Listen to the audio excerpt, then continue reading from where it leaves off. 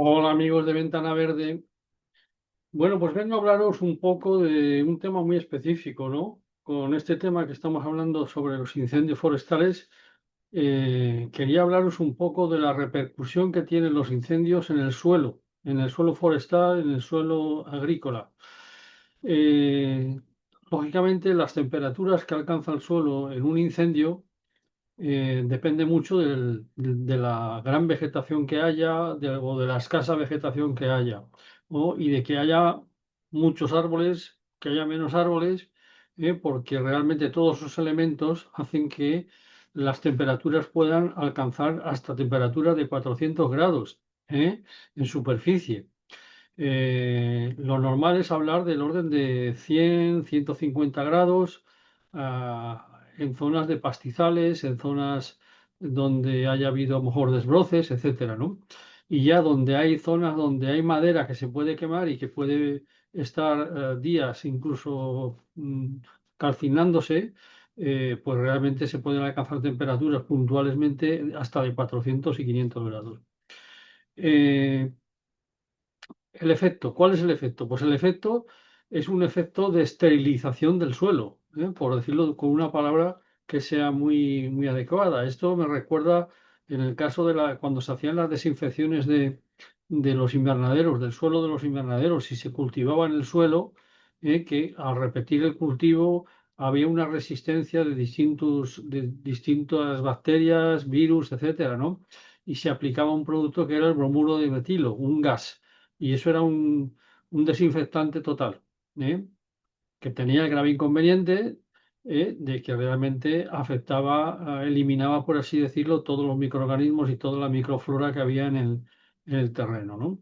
Bueno, pues el efecto de las temperaturas es muy similar, porque claro, cuando a un suelo, una superficie, la sometemos a más de 100 grados de temperatura durante un tiempo, pues lógicamente estamos esterilizando ese suelo, pero estamos también consiguiendo un efecto de rotura de toda la cohesión natural que tiene el suelo, de ese el complejo arcillo-húmico, arena, limos, arcilla, que forman un compacto, que es la textura del suelo, y el fuego lo que hace es, por un fenómeno que se llama hidrofobia, que lo que hace es, esa descompactación hace que el terreno se vuelva más impermeable, y entonces le cueste trabajo drenar de forma natural.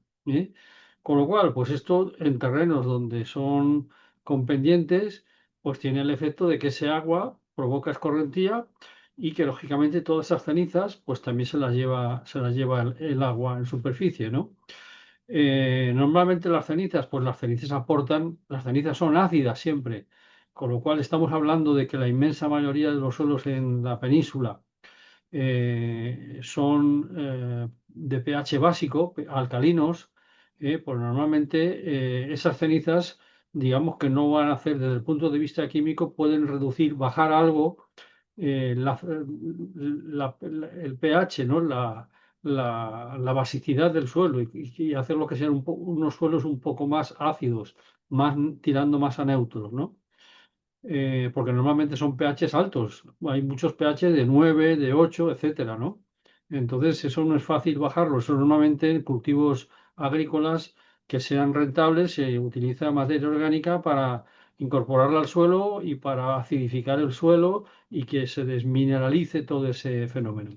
Bueno, todas esas microorganismos que están en esa franja, pues realmente lo que le estamos acabando con ellos. Y esos son los que están haciendo el trabajo duro del suelo, porque claro, vemos el aspecto, vemos el paisaje destrozado, carbonizado, negro, pero realmente todos esos microorganismos que son los que desmineralizan el suelo, los que están transformando todos esos minerales en nutrientes para las plantas, pues nos los estamos cargando. ¿Qué temperatura puede coger en profundidad? Pues bueno, normalmente se habla de que a partir de 5 a 10 centímetros de profundidad, dependiendo del tipo de suelo, tal, pues ya se alcanzan temperaturas entre 50 y 100 grados. ¿eh? Y ya cuando bajamos de 10 centímetros, ya la temperatura se regulariza bastante bien, porque el suelo, lógicamente, es un filtro para el agua y también es un elemento aislante, es un material aislante, con lo cual esa temperatura rápidamente se queda, digamos, estancada en la superficie en la superficie del terreno, ¿no? La mayoría de los suelos en España son de pH básicos, alcalinos, salvo toda la cornisa cantábrica hasta los Pirineos, y luego zonas muy puntuales en la península, por ejemplo, como es Grazalema, que llueve bastante y tiene suelos ácidos, o como es Sierra Nevada, que también llueve, nieva y hace que todo ese agua, todo ese hidrógeno y oxígeno genere una acidez en el suelo, ¿no? eh, el efecto tremendo es de que todo ese trabajo que han estado haciendo esos microorganismos, pues se queda totalmente anulado. ¿Eh? Y entonces cuando vayamos a hacer una nueva plantación, pues tendremos que pensar en recuperar ese suelo. ¿Eh? Y lógicamente la materia orgánica, si esperamos a que la materia orgánica que genera los propios elementos, los matorrales, las matas, los propios árboles. No es lo mismo si son árboles, por ejemplo, de tipo frondosa, la vegetación se ha hecho con frondosas, pues sabemos que cuando llegue el otoño, el invierno, todo ese material de hojas va a quedar en la superficie del suelo, y podemos incorporarlo al suelo y para ayudar a acelerar el proceso de descomposición, pues aplicarle normalmente con 30 unidades de nitrógeno, de fertilizante de nitrógeno, es suficiente para que toda esa materia orgánica se ponga en descomposición más rápidamente. Por lo cual vamos a mejorar el nivel de vida en el suelo, vamos a potenciar la microflora, las micorrizas, y todos los microorganismos que han desaparecido. Aunque hay bacterias también que son resistentes y que tienen más capacidad de regeneración, por decirlo de alguna manera. Entonces, ese es uno de los efectos más tremendos, ¿no? La esterilización del suelo. Con lo cual, hay que hacer un proceso normalmente, si se le ayuda al suelo, pues mucho mejor porque se va a poner en marcha la revegetación mucho más pronto y de forma más natural se va a procesar, ¿no? Ese es un poco el efecto o sea, es un efecto muy negativo. Si en vez de frondosas estamos hablando como hablábamos de pinos, hablábamos de encinas, alcornoques, pues claro, hay poco material cae al suelo, poco material cae al suelo, con lo cual ahí sí que conviene aportar esa materia orgánica, por lo menos al pie de los elementos, de los ejemplares, ¿no? Para mejorar también la retención del agua en torno a todo ese sistema radicular nuevo que va a ir desarrollando el árbol poco a poco.